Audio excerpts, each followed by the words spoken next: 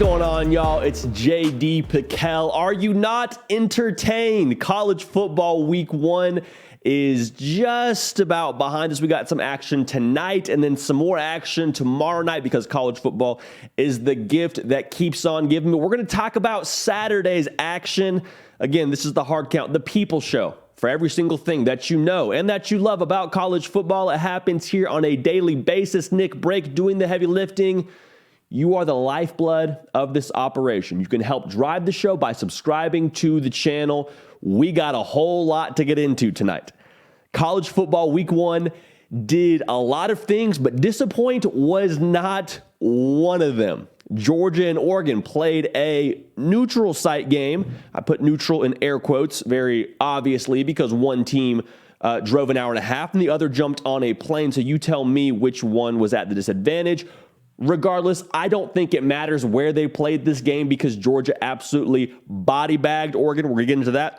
Also got to talk about Florida and Utah, an absolute classic in the swamp. Anthony Richardson put on his cape and absolutely put his team on his back and just willed Florida to that victory. Had some crucial plays by the defense. Obviously, the defense ended up winning that game with the game-winning interception, so that was enormous. Got to talk about that. Also got to talk about Arkansas and Cincinnati. Sam Pittman talking about who's bringing what to the party. Is it liquor? Is it iced tea? Got to unpack that one as Arkansas finds a way to win in a tough one at home. And then Ohio State and Notre Dame. Speaking of winning a tough game at home, Notre Dame came in and threw haymakers. Gave Ohio State just about all that they could handle. And I think we learned a lot about both teams there, but appreciate you being with us. Follow me on Twitter at JD Pickell. Follow me on Instagram at JD Pickell.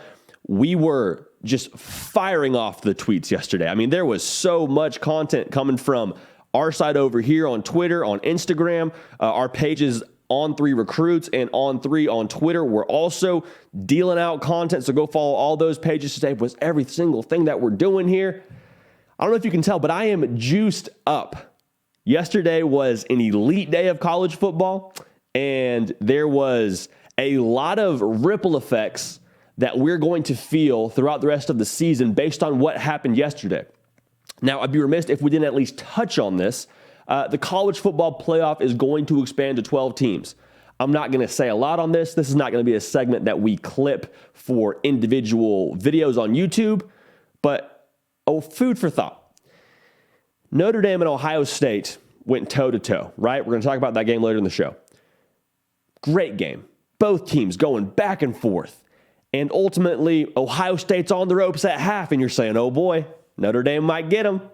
Notre Dame might end up pulling this thing off. Imagine for a second Notre Dame does pull that off. Imagine Notre Dame does win that game. Ohio State's playoff chances are way up in the air. And we're talking about, they got to run the table the rest of the way. We'll see what happens. We'll see. They got to be perfect the rest of the way. It's probably going to come down to that game against Michigan. In a 12-team playoff, you're saying, it's okay. That'll hurt their seeding a little bit maybe, but Ohio State's going to make the playoff. Even if they lost another game, they're still in the playoff. I'm not saying anything more than what I just said. I'm not going to talk any more about the college football playoff, but just sit with that scenario for a second. With all that being said, we got to talk about Nebraska. And I hate that we got to talk about Nebraska because they played North Dakota, not the Bison, not North Dakota State, North Dakota. And North Dakota came to Lincoln and gave Nebraska just about all they could handle, and then some. I mean, at one point in the game, it was tied at 7 at half. It was tied at 17 late in the third quarter. Eventually, Nebraska sort of pulled away, caught their mojo, and I think the roster talent ultimately won out for Scott Frost in that program and won the game 38-17. But that final score is deceiving. The same issues that we saw in Ireland for Nebraska against Northwestern persisted against lesser competition, no knock on North Dakota, in this game.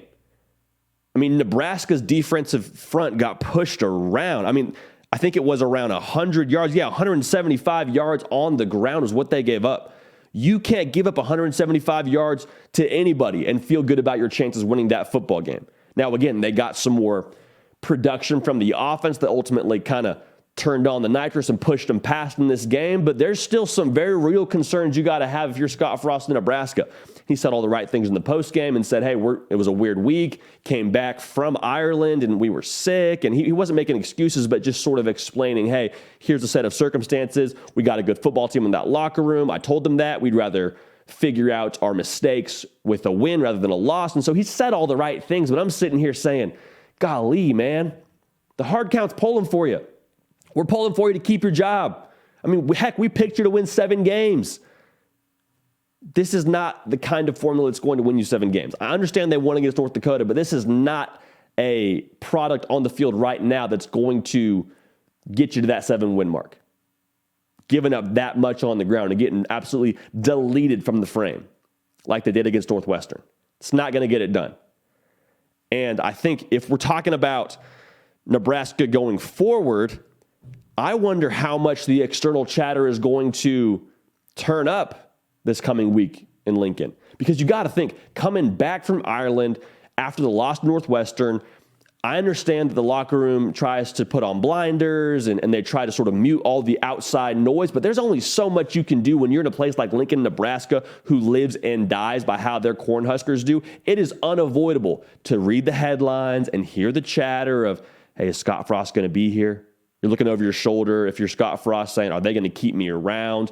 All of this uncertainty surrounding your head coach, it just detracts from what's important, and that's the next game. And I wonder how much that played a factor in the psyche of this game. I'm not saying it did. I'm not saying it didn't. I'm just saying I got questions that I think need answers.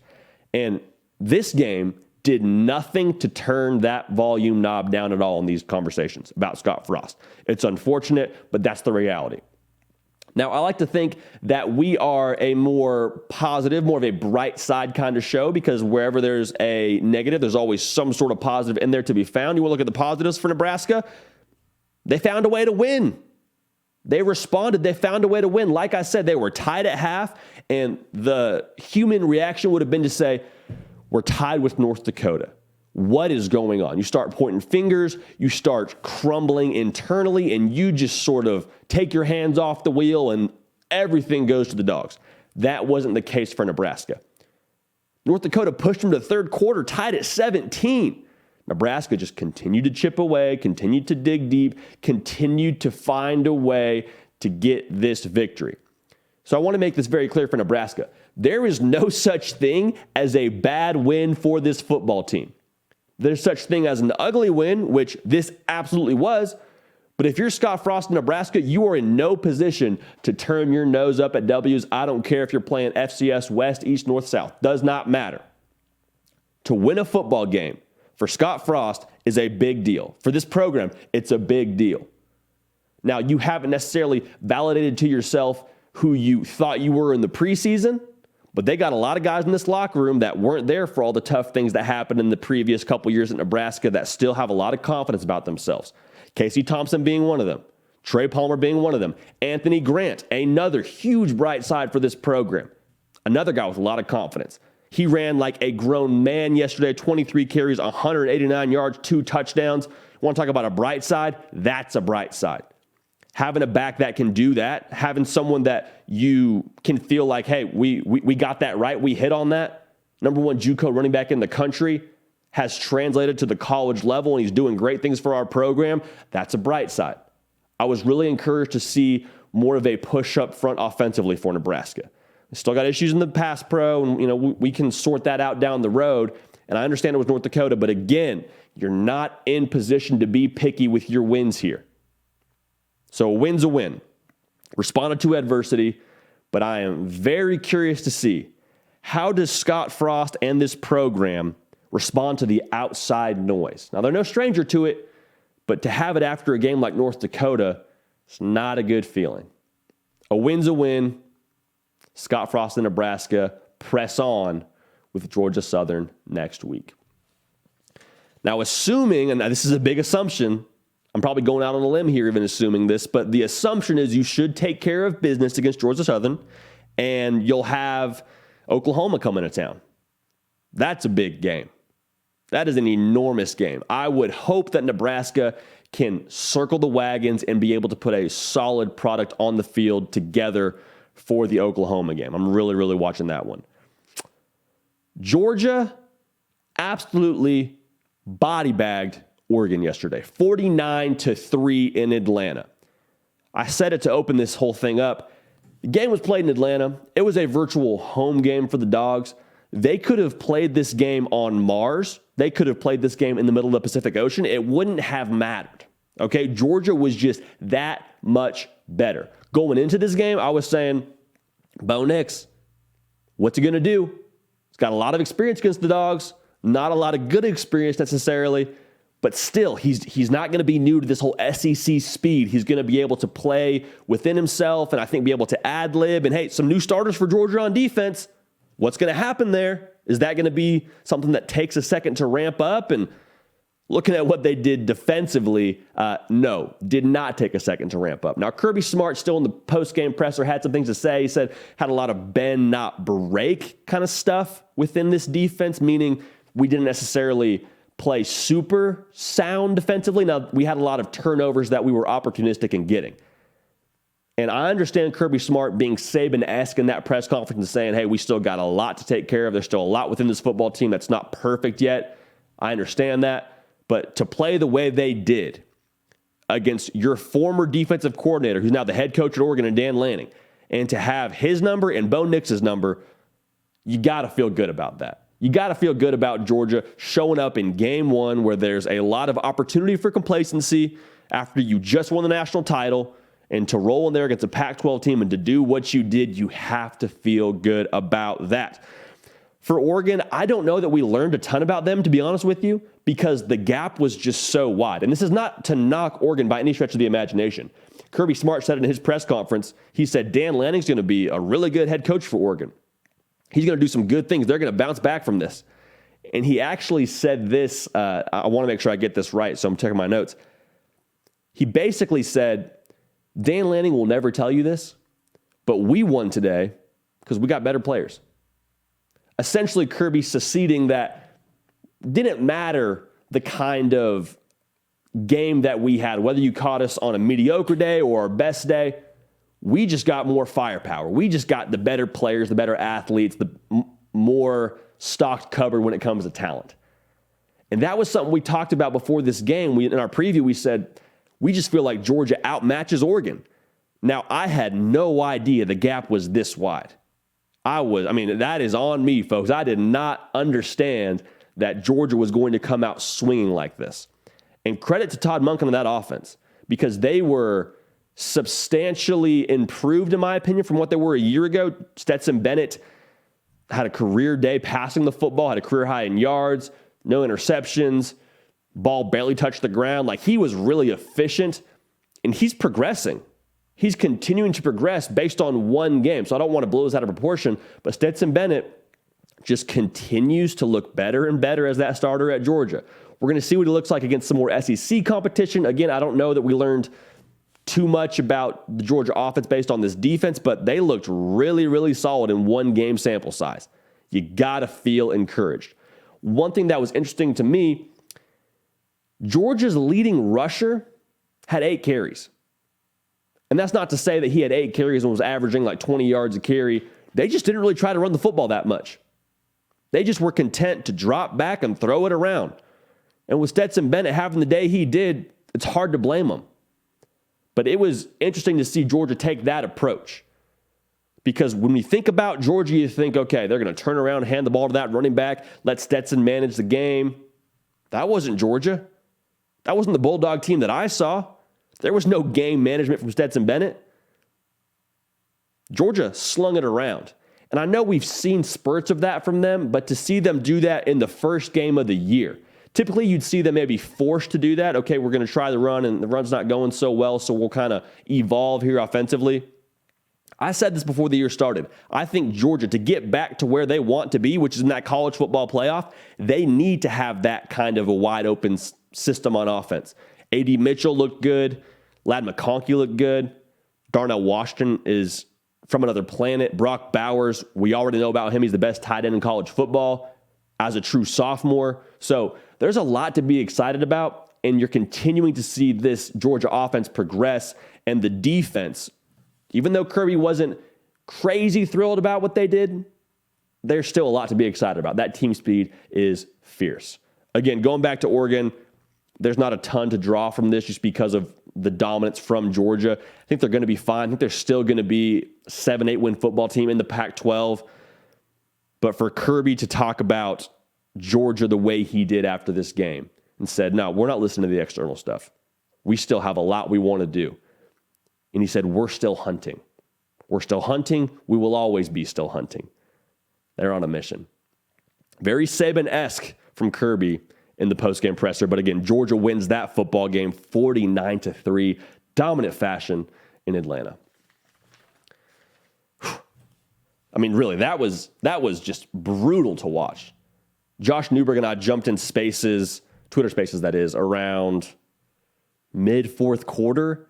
And I had two screens going. I had the JV screen, like the second game, more or less, that I'm keeping an eye on. And that main game I'm watching on the main screen on my television. And Georgia-Oregon started out on the main screen, kind of became a blowout, moved to the JV screen. The blowout got worse. Folks, we took it off the screen completely. That's how bad it got. And Josh Newberg and I are in spaces talking about, hey, are you watching the Georgia game right now? No, me neither. Absolutely brutal. Absolutely emphatic victory by Georgia. We liked them to cover that 17, but to not think they'd cover in that fashion. I would not have taken them to cover 46 points, just so we're all on the same page. Florida has an enormous victory at home against number 7 ranked Utah, 29-26. The Swamp was rocking. It was the Monsoon Bowl, the Humidity Bowl, whatever you want to call it. The weather had an enormous impact on this game. It looked like for both teams throwing the ball downfield.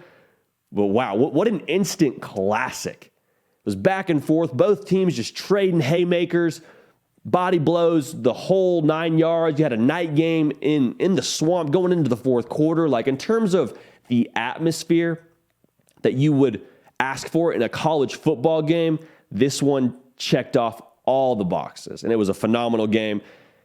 I want to make sure we touch on this because the assumption or the knee-jerk reaction will be to say, well, Utah was overrated, lost to an unranked Florida team. Hey, we were wrong about Utah, folks. Everybody that picked them to be in the playoff, golly, they sure feel dumb right now. No. No. Folks, we weren't wrong about Utah. Utah went into the Swamp, which is one of the toughest places to play in all of the country, and gave Florida absolutely all that they could handle. They had a chance to tie that game, and if they don't throw the interception, kick a field goal, send it to OT, we got free football. Utah pushed Florida to the absolute limit, a talented Florida team to the absolute limit. And so we aren't wrong on Utah. Utah's probably still going to win the Pac-12. I would assume, at least be playing for the Pac-12. We just were unaware about Florida. We were unaware as to how good this Florida team is capable of being. Utah still ran for 230 yards. Still got question marks about Florida's defense. I still have question marks about what they're going to do in the interior of that defensive line from a depth perspective. You got Dexter and who else? That's got to be shored up. Utah was still very tough defensively. Forced 2 fumbles, recovered 1. To start the game, I mean, Florida was really fortunate to jump on that second one. Florida still found a way to push through. Florida found a way to respond and throw another punch back. What was the difference in the game, you ask? Well, we actually told you in our preview, if Florida were to win this game, it's got to be because they have that ace up their sleeve. And that ace wears number 15. His name is Anthony Richardson. And he is a certified dude. Because we had some question marks around him going into this game. Actually, everybody in the country did, because you hadn't seen a ton of him. The sample size was pretty small. You saw him in limited action a year ago. He's trading snaps with Emory Jones. There were times where he would force the football downfield and it'd be intercepted. And you're like, wow, does he have decision-making issues? We know he's a freak athlete, but how is he as a quarterback? Folks, when I tell you that Superman wears Anthony Richardson pajamas, I am not exaggerating. What he did last night was nothing short of game-breaking. Florida does not win that football game if Anthony Richardson is not on their sideline. He made stupid plays that no human being should be able to make. I mean, stupid in the best sense of the word. Think back to that 2-point conversion. Rolls out, pump fakes. He jump pump fakes, spins around, throws the defender for an absolute loop. He's on an and one hoop mixtape, delivers the football for the 2-point conversion.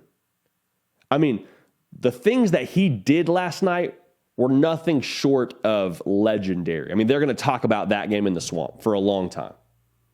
When top 10 ranked Utah came to town and Florida found a way to get it done in the first game of the Billy Napier era.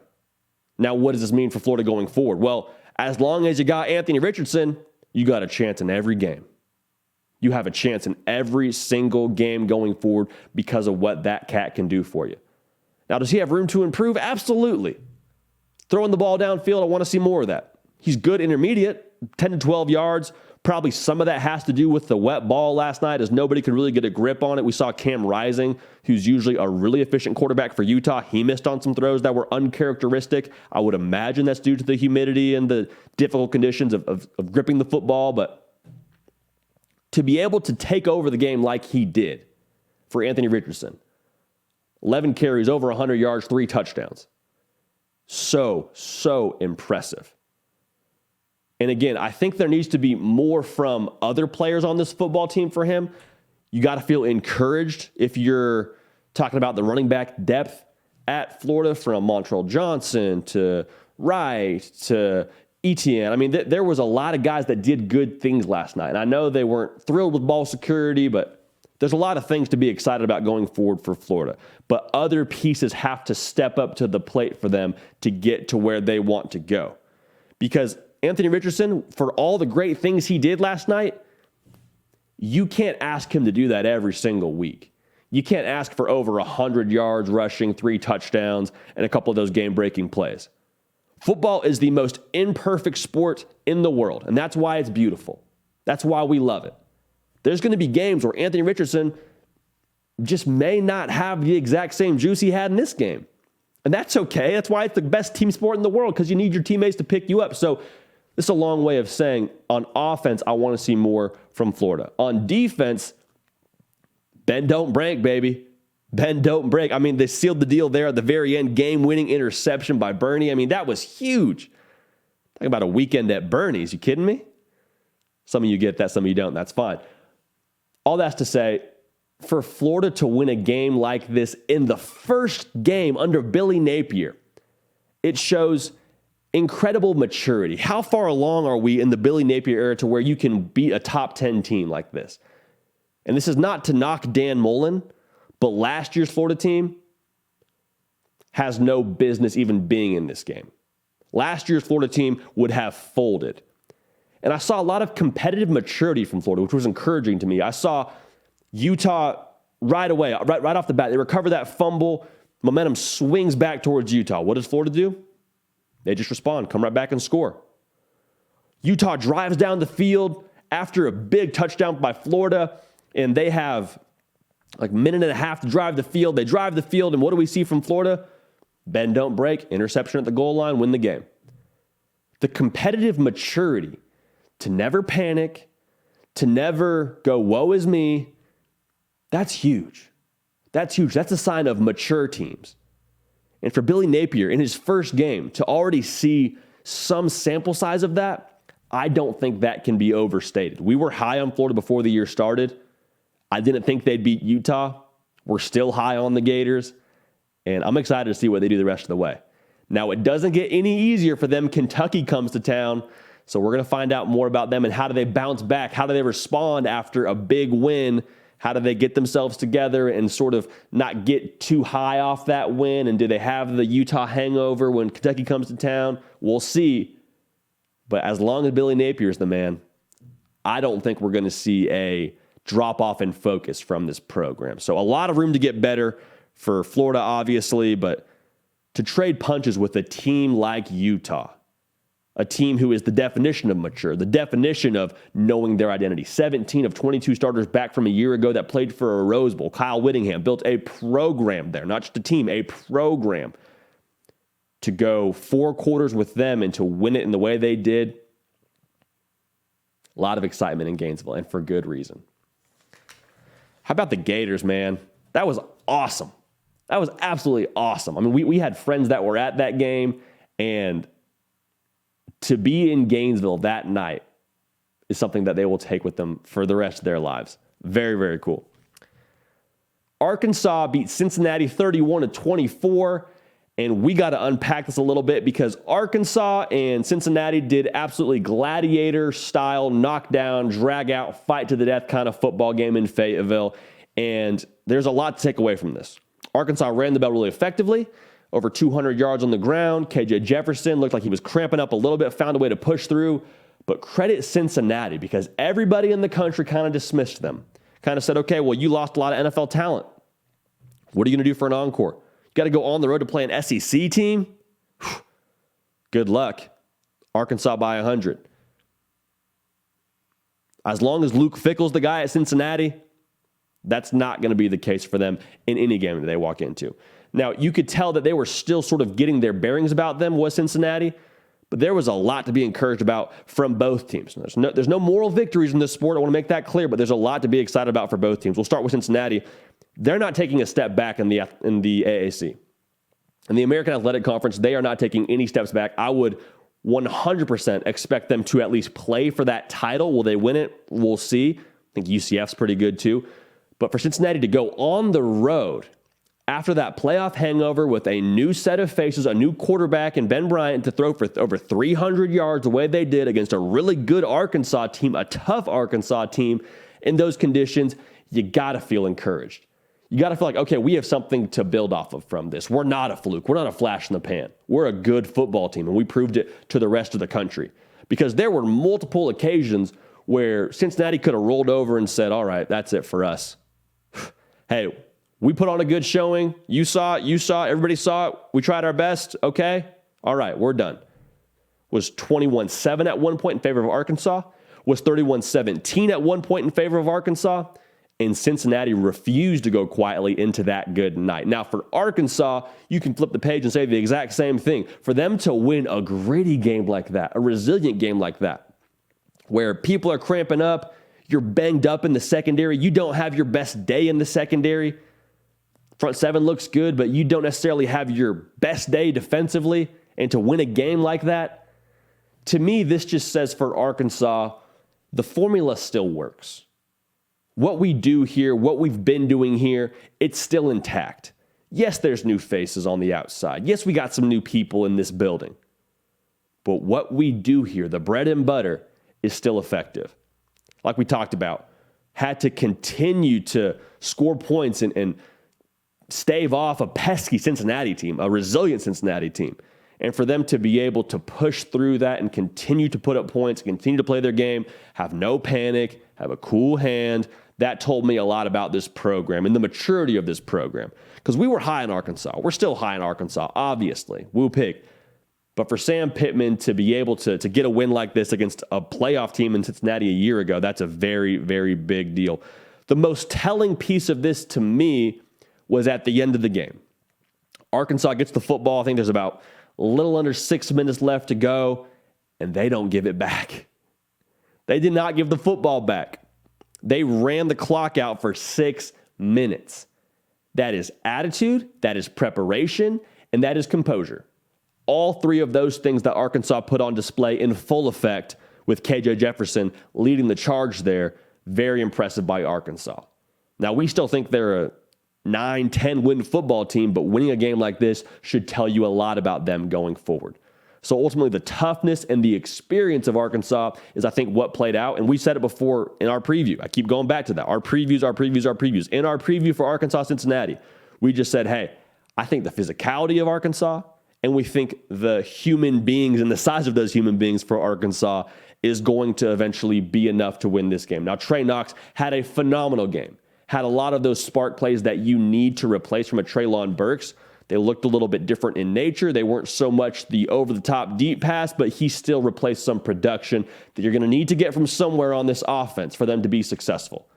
So all that's to say, Arkansas found a way to get it done in week 1. Sam Pittman said there's a lot to clean up. There's a lot to figure out, but we'd much rather figure it out with a win rather than a loss. Needless to say, I think Cincinnati brought both liquor and iced tea to the party, gave Arkansas all they could handle, but Woo Pig finds a way to get it done. Speaking of finding ways to get it done, Ohio State beats Notre Dame 21-10 at the Shoe, and I mean, I'm speechless. I am speechless. There was so much about this game that I think you can draw from for both teams.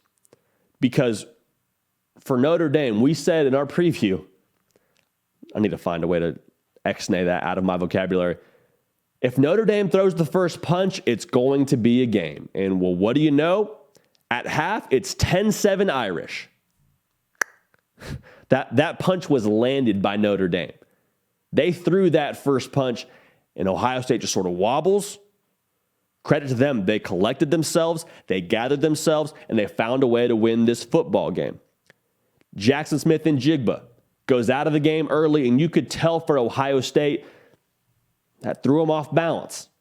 They were in second gear offensively. Usually they're in that third or fourth gear, normally just going pedal to the metal, and they weren't able to really find that rhythm like they wanted to without Jackson Smith and Jigba on the field. And Ryan Day in his post-game press conference almost seemed to relish in the fact they were able to win this game tough.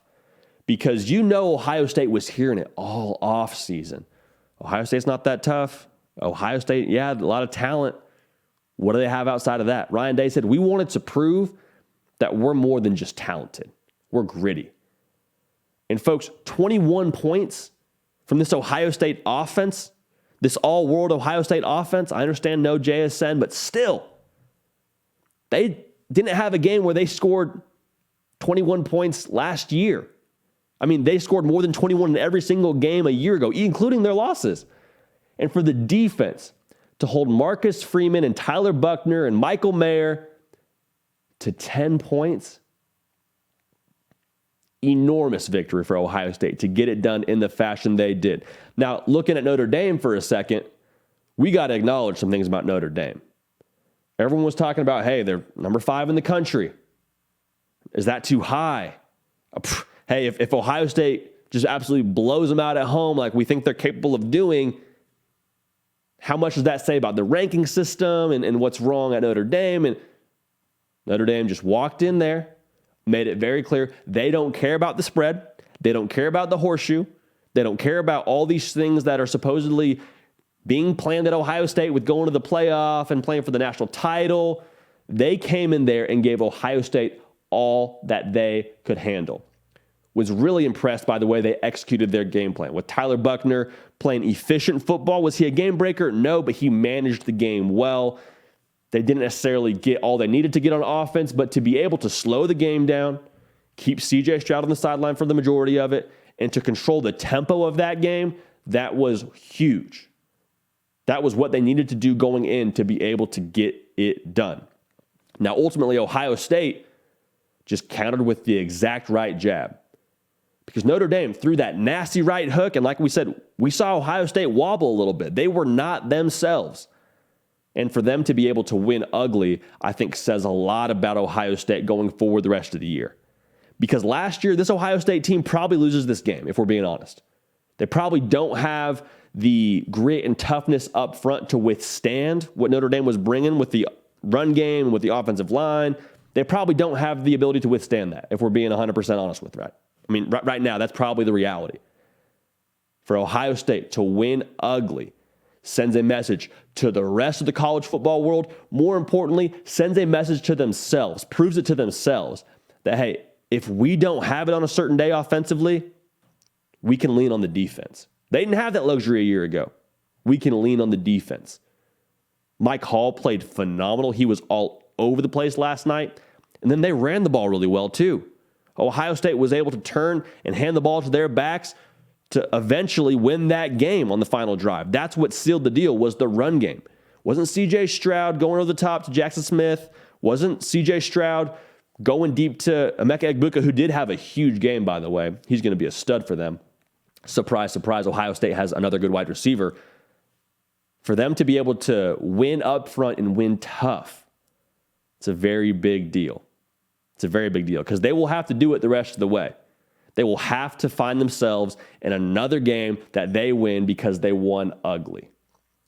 Credit to Ryan Day. Credit to Jim Knowles for walking in and revamping this defense in the way they did. They've always had talent. They've always had 4 and 5 stars all over this defense. But to be able to get everybody on the same page so early in the year, this is a complex defense to learn. For Jim Knowles to get the defense headed the right direction is another really encouraging sign for Ohio State. So people were ready to say, is Notre Dame overrated? No. Notre Dame is a good football team. Notre Dame is a legit football team. They're going to win a lot of games. I still think they're a 9-win football team. I feel a lot more confident saying that after last night. Both programs are going to be really, really good, but that was a lot of fun to watch.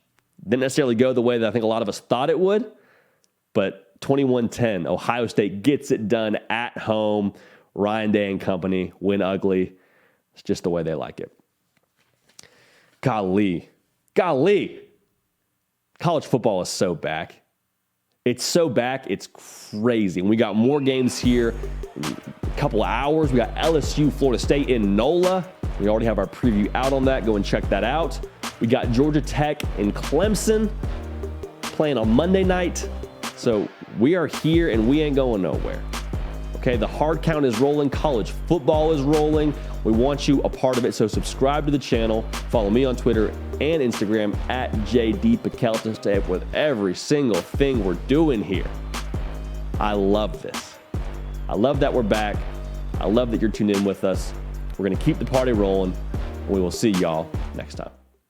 Hey y'all, thanks so much for watching. Subscribe to the channel here to make sure you don't miss an episode of The Hard Count. Also be sure to check out other videos on the On3 YouTube channel.